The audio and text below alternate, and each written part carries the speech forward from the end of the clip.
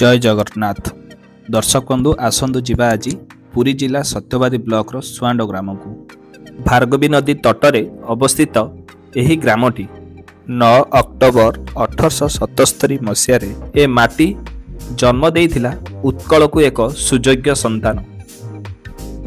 आज्ञा दर्शक बंधु ग्रामर प्रथम रही एक सुंदर मंदिर ए हेउची उत्कलमणि गोपबंधु जन्ममाटी। दर्शक बंधु देखंतु केते सुंदर और मनलोभा ए मंदिर कारुकार्य। ए तो ग्रामर आरंभ। आसंतु भीतर को जीवा देखिबा जेउठारे गोपबंधु छोटरू बड़ होइछंदी एवं चेष्टा करिबा तांको परिवार रो केही जदि थिबे तांको सह किछि कथा हे। फाइनली आमे 200 रु 300 मीटर पादरे अतिक्रम करी पहुंची गलु उत्कलमणि पंडित गोपबंधु दास को स्मरिका संग्रहालय रे।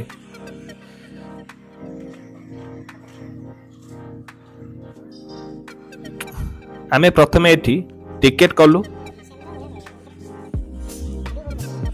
आसंतु एबे जिबा स्मरिका संग्रहालय को। दर्शक बंधु देखंतु केते सुंदर एवं परिष्कार सबुज ए वृक्ष लतार परिवेश ताहा सह रही एक सुंदर जलाशय।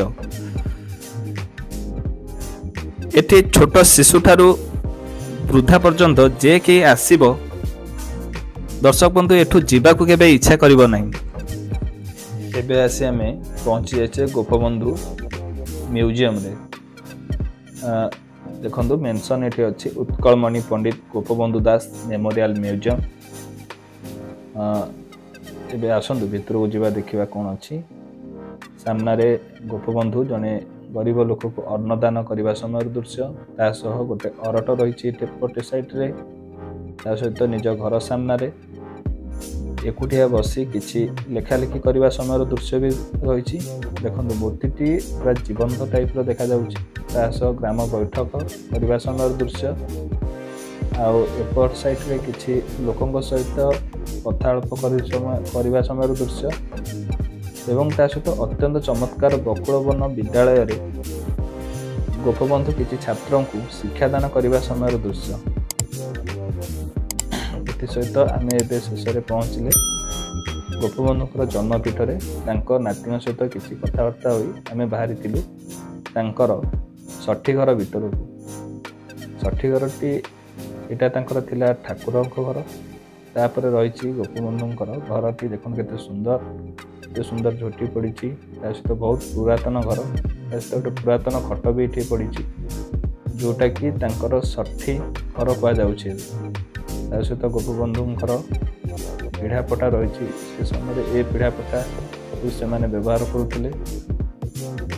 सहित गोपबंधुर हांडीशाल देखु यहाँ हांडीशाल दृश्य सामने दुईटी चुली रही एपट साइड ढिंकी भी रही कि धान फान ढिंकी करा जाए।